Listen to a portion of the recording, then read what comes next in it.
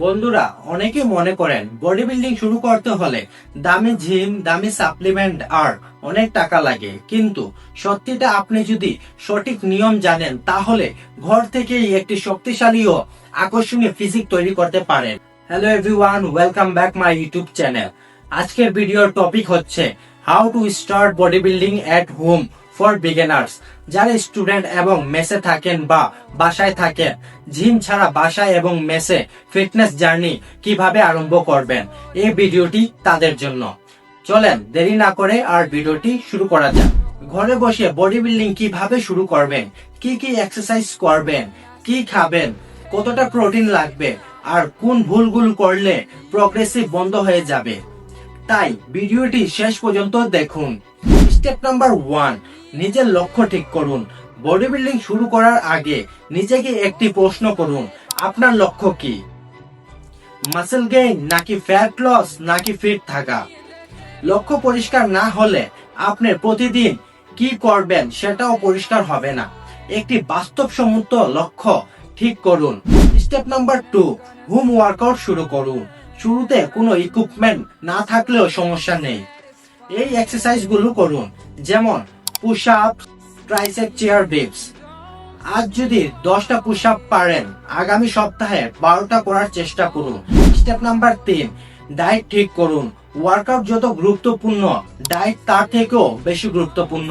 প্রতিদিন চেষ্টা করুন ডিম, মাংস, মাছ, দুধ, ডাল, ছোলা, সয়াবিন এর মতো হাই প্রোটিন সোর্স খেতে চেষ্টা করুন এবং কার্বোহাইড্রেট খাবেন, যেমন ভাত, ওটস, আলু।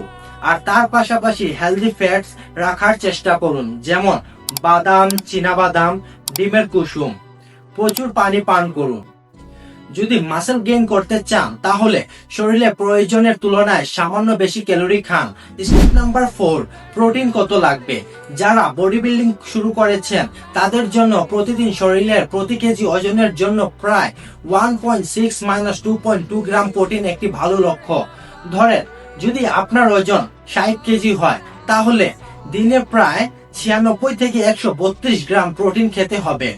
সাপ্লিমেন্ট না খেলেও খাবার থেকেও এই প্রোটিনের ঘাটতি পূরণ করা সম্ভব। স্টেপ নাম্বার 5, রেস্ট এবং রিকভারি। মাসেল জিমে বড় হয় না, মাসেল বড় হয় রেস্টের সময়। তাই প্রতিদিন 7 থেকে 9 ঘন্টা ঘুমান। একই মাসেল গ্রুপকে প্রতিদিন ট্রেন করবেন না, শরীরকে রিকভার করার সময় দিন। Step number 6, consistency. অনেকে 10 দিন ওয়ার্কআউট করে ছেড়ে দেন, এভাবে কখনো ভালো রেজাল্ট আসে না। মনে রাখবেন, বডি বিল্ডিং কোনো 30 দিনের চ্যালেঞ্জ নয়, এটি একটি লাইফস্টাইল। প্রতিদিন একটু একটু করে উন্নত করুন। একদিনের মোটিভেশনের চেয়ে দীর্ঘদিনের ডিসিপ্লিন অনেক বেশি গুরুত্বপূর্ণ। কিছু কমন মিস্টেক গুলো হলো, এই ভুলগুলো আপনি কখনো করবেন না। নাম্বার 1, প্রথম দিন থেকেই খুব বেশি ওয়ার্কআউট করা। নাম্বার 2, শুধু চেস্ট এক্সারসাইজ করা। নাম্বার 3, প্রোটিন না খাওয়া। নাম্বার 4, পর্যাপ্ত না ঘুমানো। নাম্বার 5, অন্যের সঙ্গে নিজের প্রগ্রেসিভ তুলনা করা। নিজের গতিতে এগিয়ে যান। আপনার যদি সত্যি বডি বিল্ডিং শুরু করার ইচ্ছা থাকে তাহলে আজ থেকে শুরু করুন। দামি জিম বা দামি সাপ্লিমেন্টের জন্য অপেক্ষা করবেন না। আপনার শরীর আপনার ইচ্ছা শক্তি, আর নিয়মিত পরিশ্রম আপনার সবচেয়ে বড় শক্তি।